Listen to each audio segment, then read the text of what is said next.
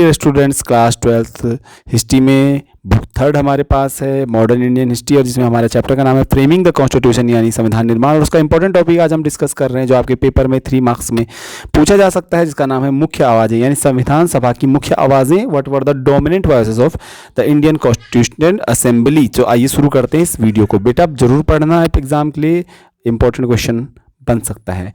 मुख्य आवाज़ों की बात करेंगे कि भारत की संविधान सभा में मुख्य आवाज़ें या मुख्य सदस्य कौन कौन थे, उसके बारे में बात कर रहे हैं। तो सबसे बड़ी बात करूंगा, यहाँ पर बहुत सारे इंपॉर्टेंट लोग तो थे लेकिन इंपॉर्टेंट 6 यहाँ पर दिए गए हैं।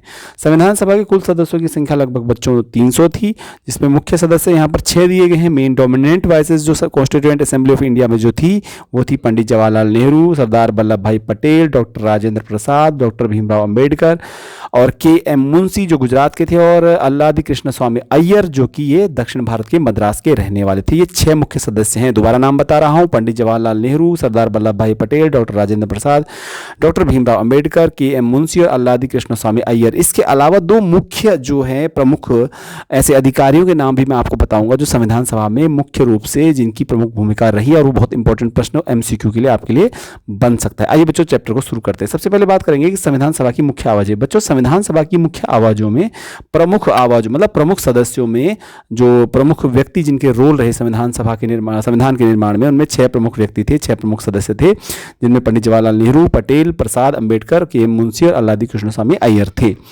अब यहाँ पर से 3 सदस्य जो इन कुल 6 में से कुल 3 सदस्य हैं, ये हैं मुख्य रूप से कांग्रेस के सदस्य, जैसे कि जवाहरलाल नेहरू, पंडित जवाहरलाल नेहरू हो गए आपके, और सरदार वल्लभ भाई पटेल हो गए, डॉक्टर राजेंद्र प्रसाद हो गए।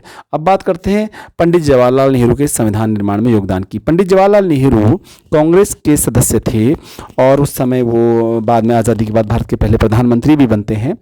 इन्होंने संविधान सभा में उद्देशिका प्रस्ताव यानी ऑब्जेक्टिव रेजोल्यूशन पेश किया था, इसको प्रेजेंट किया था। तो ऑब्जेक्टिव रेजोल्यूशन जिसमें कि फंडामेंटल जो आपके हमारा कॉन्स्टिट्यूशन का जो ड्राफ्ट है वो काफ़ी हद तक उसमें उद्देशिका में लिखा गया था।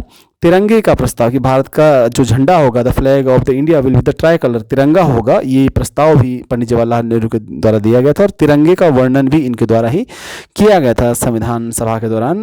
भारत की संविधान सभा में कि तिरंगा 3 रंगों में होगा, समान अनुपात में वो तीनों रंग होंगे, उसमें एक चक्र होगा, उसमें 24 तिलियाँ होंगी। इस तरह से डिस्क्राइब भी पंडित जवाहरलाल नेहरू ने किया था। इस प्रकार से पंडित जवाहरलाल नेहरू का भारत की संविधान सभा में एक प्रमुख योगदान रहा है और एक मुख्य आवाज़ थे। दूसरा आता है सरदार वल्लभ भाई पटेल।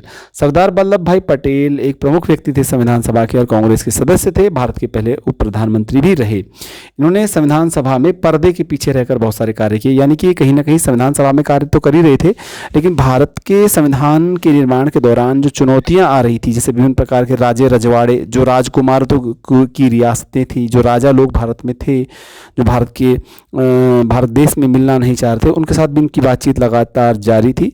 और भारत के संविधान में इन्होंने को बनाने में कई रिपोर्ट के जो ड्राफ्ट इन्होंने तैयार किए थे, पेशे से वकील थे, तो कई रिपोर्टों के ड्राफ्ट का मतलब होता है रूपरेखा, तो कई रिपोर्ट जो बननी थी उनकी रूपरेखाएं सरदार वल्लभ भाई पटेल ने बनाई थी, और इनकी संविधान के निर्माण में इनकी भी प्रमुख भूमिका थी। और पर्दे के पीछे बिहाइंड द कर्टन्स जो है डॉक्टर भीमराव अम्बेडकर सरदार वल्लभ भाई पटेल काम कर रहे थे।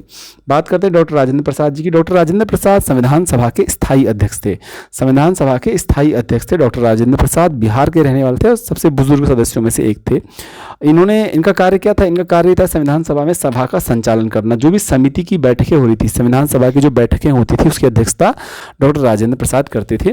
और अध्यक्ष का कार्य होता है विरोधी पक्षों की बातें भी सुनना, उनको भी समान अवसर देना अपने विचार व्यक्त करने का, बोलने का, और सही दिशा में संविधान सभा की जो बैठकें होती थी, जो कार्यक्रम होते थे, उनको ले जाना रचनात्मक रूप से, यह डॉक्टर राजेंद्र प्रसाद ये कार्य करते थे। तो कुल मिलाकर डॉक्टर राजेंद्र प्रसाद का संविधान सभा में बहुत बड़ा योगदान था, और वह एक मार्गदर्शक के अध्यक्ष के रूप में कार्य कर रहे थे, संविधान सभा के स्थायी अध्यक्ष भी थे। अब बात करते हैं डॉक्टर भीमराव अंबेडकर के बारे में। बहुत इंपॉर्टेंट टॉपिक है। डॉक्टर भीमराव अंबेडकर जो है एक प्रसिद्ध अर्थशास्त्री और वकील थे और इकोनॉमिस्ट एंड लॉयर थे और विदेश से इन्होंने शिक्षा प्राप्त की थी और इस संविधान सभा में बम्बई प्रांत से निर्वाचित हुए थे। He was elected from the Bombay province, यानी बम्बई से इनका निर्वाचन हुआ था संविधान सभा के लिए।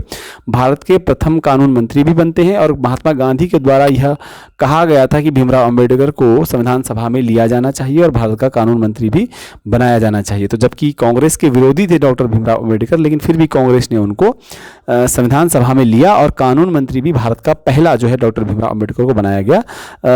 ये प्रारूप समिति का मुख्य बात क्या है यहाँ पर, प्रारूप समिति ड्राफ्ट कमेटी के चेयरमैन थे कौन, doctor Bhimrao Ambedkar. Draft committee का मतलब होता है जो ब्लूप्रिंट कॉन्स्टिट्यूशन का रेडी किया गया था, उस कमेटी के जो हेड है डॉक्टर भीमराव अम्बेडकर थे। ड्राफ्ट का मतलब होता है रूपरेखा।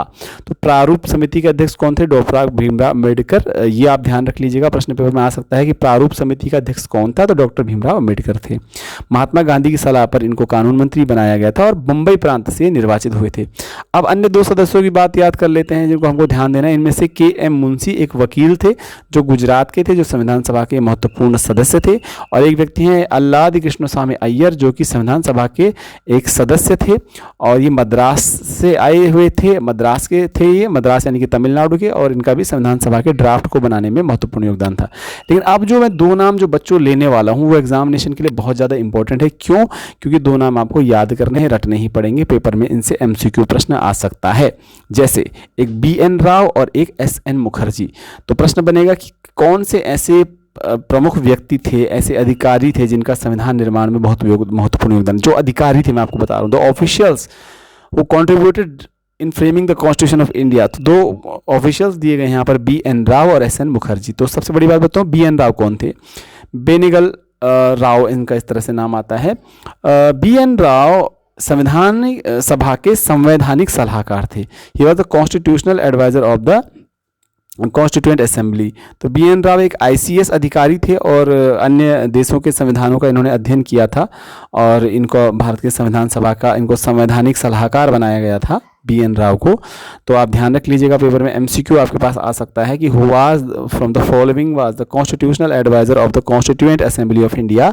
Option will be given in the examination, Bhimrao Ambedkar, doctor Rajendra Prasad, BN Rao and SN Mukherjee. तो आप BN राव को सेलेक्ट करिएगा। ये कॉन्स्टिट्यूशनल एडवाइजर थे इंडियन कॉन्स्टिट्यूएंट असेंबली के। ये बहुत इंपॉर्टेंट प्रश्न आपके लिए है, बहुत सुंदर प्रश्न में से इसको जरूर याद कर लीजिएगा। दूसरा प्रश्न आता है SN मुखर्जी।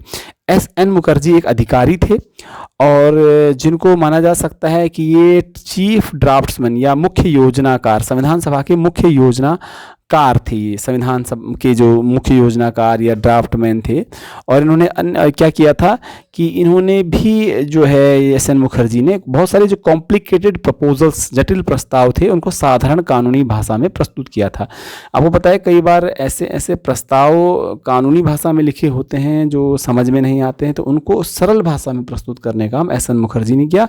और BN राव ने अन्य देशों के संविधानों का अध्ययन किया था और फिर उन संविधानों का जो है अध्ययन करने के बाद इन्होंने भारत की संविधान सभा को सहयोग प्रदान किया। तो कुल मिलाकर के 2 वर्ष 11 माह 18 दिन में भारत का संविधान बनकर तैयार हो गया। तो मुख्य रूप से मैं आपको शॉर्ट में बताऊं तो अगर प्रश्न पेपर में आता है कि which were the main dominant voices of the constituent assembly of India, mention any 3, कि संविधान सभा में मुख्य आवाज़ें कौन कौन सी थी और किन्हीं 3 का वर्णन कीजिए, तो आप पंडित जवाहरलाल नेहरू, डॉक्टर राजेंद्र प्रसाद और डॉक्टर भीमराव अम्बेडकर का वर्णन कर सकते हैं। अगर आता है कि 2 ऐसे महत्वपूर्ण अधिकारियों का वर्णन कीजिए जिनका संविधान निर्माण में योगदान है, तो आप याद रख लीजिएगा उनमें SN मुखर्जी और बेनेगल जो BN राव का नाम याद आएगा। तो BN राव संवैधानिक सलाहकार थे, SN मुखर्जी चीफ ड्राफ्ट्समैन यानी मुख्य योजनाकार थे संविधान सभा के, डॉक्टर भीमराव अम्बेडकर प्रारूप समिति के अध्यक्ष थे, तिरंगे का प्रस्ताव, तिरंगे की जानकारी भीमराव ये जो जो पंडित जवाहरलाल नेहरू ने दी, और उद्देश्य का प्रस्ताव पंडित जवाहरलाल नेहरू ने प्रस्तुत किया था।